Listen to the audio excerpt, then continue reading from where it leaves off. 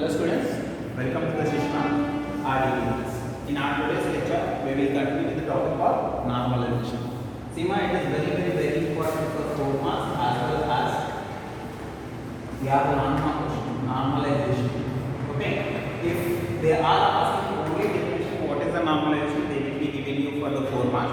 If it is long mark question, they will be asking you the types of normalization and they will ask you the combination of those types. Okay, now let me go through the normalization. What do you mean by the normalization? Normalization is the procedure of reducing the redundancy. Normalization is nothing but what? It is the procedure of reducing the redundancy. It is the concept of relational database management system. Okay, it is the concept of relational database management system. What it is going to do is, as we have discussed earlier, that we will be having different kind of anomalies while we are inserting, deleting, updating, whatever the manipulations that we are going to do on the database, that will affect if we are having more number of redundant columns, more number of redundant values into our table. So we will try to reduce the redundancy. We will try to reduce the redundancy by using the procedure called normalization. We will take our table into the normalization form so that it will be having less number of redundant values. But here you see, I won't confirm you people. I will be not giving the assurance that the redundancy will be completely collapsed from your database. Why? Because redundancy is mandatory. Redundancy is the necessity thing by you people. If there is any system crash occur, if there is any system loss occurs, then in order to retrieve the data, we will go for the redundant values. With the help of them, we will be retrieving the lost data, I can say. This is how the normalization is. Normalization is a procedure of reducing the redundancy so that we will be not having any anomalies into the database in order to perform the actions onto the table. And Seema, during the normalization, in our RDBMS, we will be breaking the actual content into the pieces. Means to say that in RDBMS, we will represent the data in the form of table. So every table will be decomposed. We will be dividing the table into pieces in order to reduce the redundancy. In order to not have dependency onto one another, we will be reducing the table size, dividing the actual content of your table. We will be breaking them, we will be decomposing them into different kind of formats, I can say. Okay, in other words, I can simply write as normalization. It is a procedure of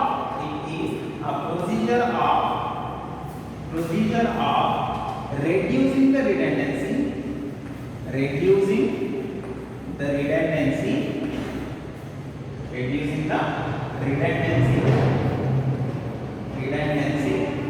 if it is not visible, the starting one, there is a redundancy, and to have the consistent data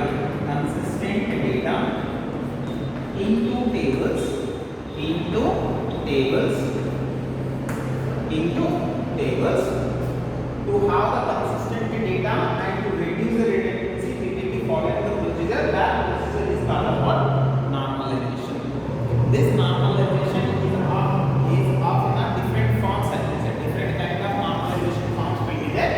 They are given as, so when we are reducing the redundancy and when we are having the consistent data, we are not having any anomalies, I can say. Means to say that inconsistency while we are entering the data, while we are updating the data, we will not having any issues over there.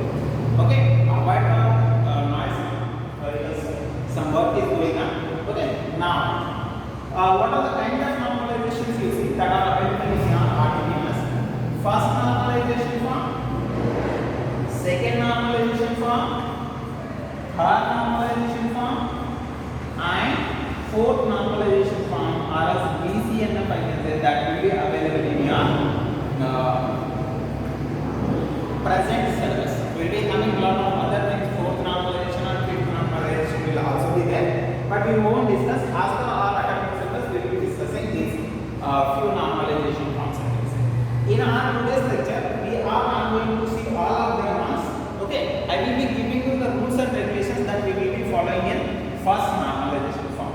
Every normalization form will be having some rules and regulations in order to attain that particular normalization. See, I can say that these are the standards. We will be having some standards for our products form. In the same way, whether your data is normalized or not, by following those rules, whatever the rules that we are going to discuss, we will be saying whether it is in first normal form, whether it is in second normal form, whether it is in third normal form, and whether it is in basic. Okay, now let me go for the first normal form. That is 1NF. Okay, NF stands for what? First normal form. In this first normal form, you need to remember only one thing, that the table, whatever the table content will be there now, the table content must be having atomic values. Atomic values means each and every column should have values into it. It should not have any null values. Sometimes when we are writing in the pages, when we are writing in the notes, people will do this. If say suppose if I am having some marks, okay, when I am entering the marks, if say suppose I am having repeated marks like this, 50 marks I have entered, and again the next student is also having 50, and again the next student is also having 50, then we will put like this only. Or else we will leave them blank, that is null values. But what the first normal form is saying is, it should not have these repeated values. It should not have any null values into this. Even if it is repeated value, it should have atomic values into the tables. If it is having the same value, repeat it. It should have atomic value for each and every row and column. Okay, that is what the first and foremost rule that we will be following in the case of first normalization form. Every row of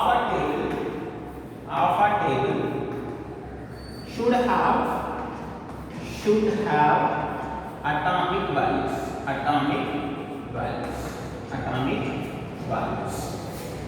Means to say that you won't allow the null values or redundant values, copies of data values. And after this, in the first normalization form, we need to find the column in a table which will be acting like a primary key. Or else we need to identify the column from the table which will be acting like a primary key. Depending on that particular column, we need to identify all the details of that particular table, so that will become what? Primary. In the first normalization form, you need to eliminate the redundant value and you need to have the atomic values into your table. The first one. And the second one is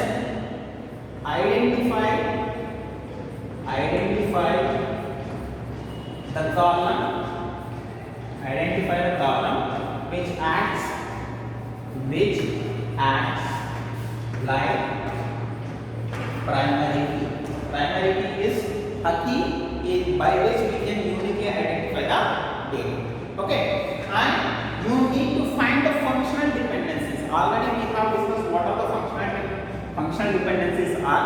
Okay, you need to find the functional dependencies which are there in your table. The third one is finding the functional dependencies from the table. Okay, is it visible to you people? Okay. Now we will go for the third step. You need to find the dependencies. It may not be visible here. I will write it. The third step that you are going to do in your first normal form is you are going to find the dependencies. Which column is depending on what column? We will be finding them. We are not going to perform any operation in our first normal form. If it is having a repeated value, we will make them atomic. We will be repeating the same numbers and we will be making them atomic. Okay, and the second one is identify the columns which acts like a primary key. And the third step that we are going to do is what are the functional dependencies that are available in our table that we are going to see in the first normalization form. That is what we are going to do. Okay, now let me give an example so that it will be clear to you. Okay, so it is visible to you. Okay, now see, if say suppose if I am having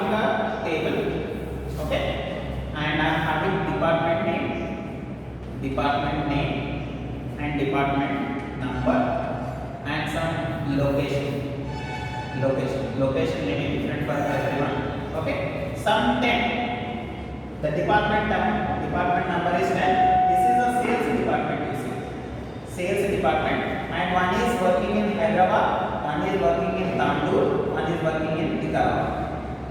Okay, and now you see again I will be having what, sale 10. Again these three are working for the sales department only, and again I am having 20 who is working as a software engineer. Okay, he is working in Hyderabad, and one is working in Pune. He is also software.